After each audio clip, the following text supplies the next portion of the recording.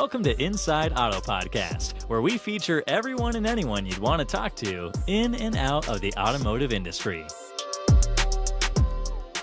Here at NADA, Inside Auto Podcast, I have Dustin Schuler, Director of Marketing at Bud Clary Auto. That's correct, yep. What's going on? We got a whole lot.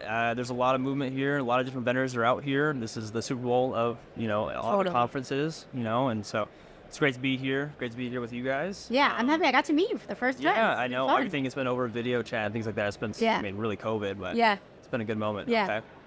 So one of the things I wanted to come and talk to you guys about is really every year we have the same theme. I hear things, because I have a network of hundreds of dealers that I work with and talk to. And I hear the same things. I see you're repping that right here. Yeah, this is the Auto Genius community. I'm a proud member of this with Ben Hadley and Kyle and Kevin. But one of the things I hear every year it's consistent is going back to basics. Right. And usually for dealers, that means getting our merchandising dialed, having proper photos on your cars, things like that. But really, as a marketer, and even if you're a general manager or GSM, it's really the basics should be getting your advertising dialed, knowing what you're even pushing out there. Mm-hmm. So with automotive, we're in a weird industry that only has these 30-day sales cycles. So each month, it's fresh, new creative or whatever it is. But most dealers actually don't even know what kind of ads are out there for their own dealership. So they don't know the ad copy. They just know they're paying a check. And, some of these, it's $10,000, $20,000 a month. It adds up super quick. But you got to be able to look at the creative that you have to be able to know, because you know your market better than anyone else. Your customers that come in every day. Does that ad copy actually speak to the customer?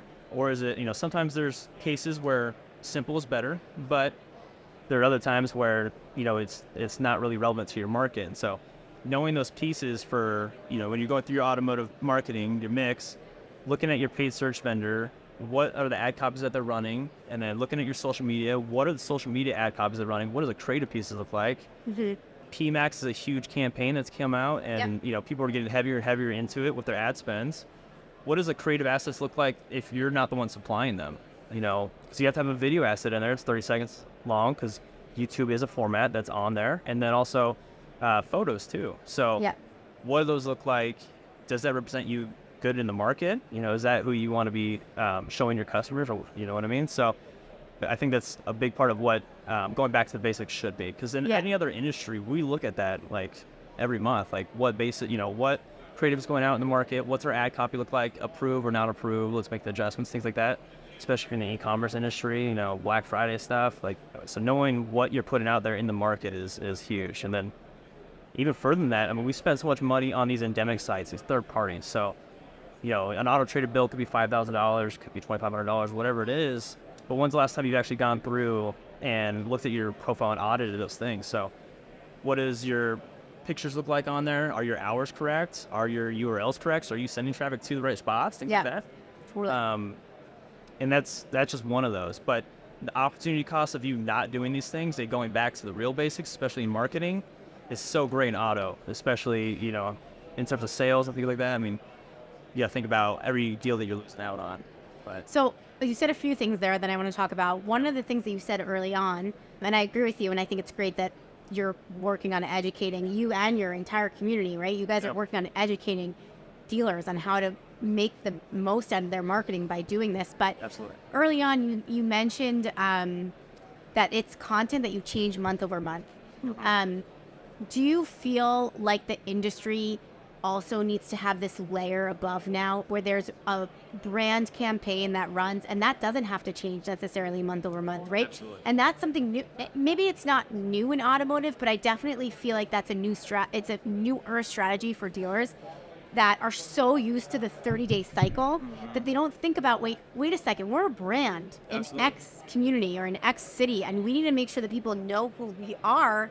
And then we could talk about changing the month-to-month incentives and all that other stuff, or even layer it below. How do you feel like that's affecting your automotive group? Do you guys have those brand campaigns that stay more consistent? Yeah. Do you feel like that's considered, or do you feel like that falls under this education that you feel like when you talk about what we talk about going back to the basics? Because it's just like brand fun, right? Well, 100%. That's basic marketing too. Yeah. You want to be always present. There's, your time to live, every time you get the specials, different OEMs could be faster or slower. And so with my group, we have 8 different OEMs. And so we could have incentives come out on the 3rd of the month, which means that we'll be live on the 4th or 5th. Right. And then we have something on the 6th. And then, if that falls on a weekend, things like that. So you have to have, I think, assets to be able to cover your bases. We call them evergreen assets that we can run at all times. Of course, evergreen content. And it is a significant part of the funnel. So being able to have those assets up, and then it has a marketing, different mix of what your customers are seeing. Because if you're showing them the same ad over and over again, it's going to make them mad or not like your brand. And so having the different mix of assets too is definitely beneficial for dealers.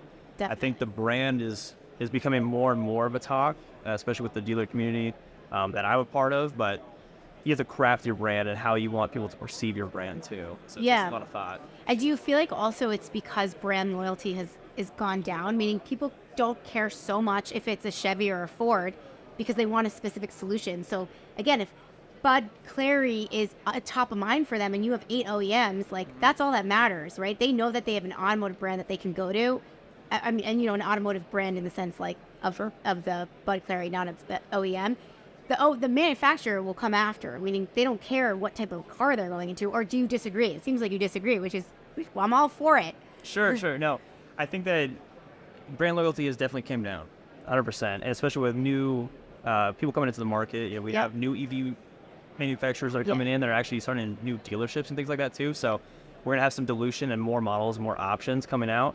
And like you said, brand loyalty is coming, it's getting lower and lower. So having, especially at my scale, when we do have all these different brands, we're at an advantage to a single point dealer or maybe even smaller groups because we do have all those options. And if we can deliver a good customer experience and then a good service experience, so even post-sale, Exactly. we're gonna be able to retain those guys. Yep. And as CDPs, like what you guys do offer, become more and more available to groups or stuff like that, you're going to be able to measure the lifetime value of these customers and treat them differently too. Yes. Acknowledge the fact at least that, hey, we noticed you came into our super dealership and did service deal, this and that. You're going to be able to treat them a little bit differently, know a little bit more about the customer, when they're at a different dealership than what they originally purchased from. So And so that will also just increase the lifetime value of customers, which is incredibly important for dealers. Yeah, absolutely. Awesome. Well, thank you so much for the discussion. Thank you. Thank you for having me. Yeah, Inside Auto Podcast, NADA style. Yep, NADA 2024. Let's go. Thanks, Dustin. Thanks for listening to Inside Auto Podcast. Check out our other episodes with top entrepreneurs and industry leaders.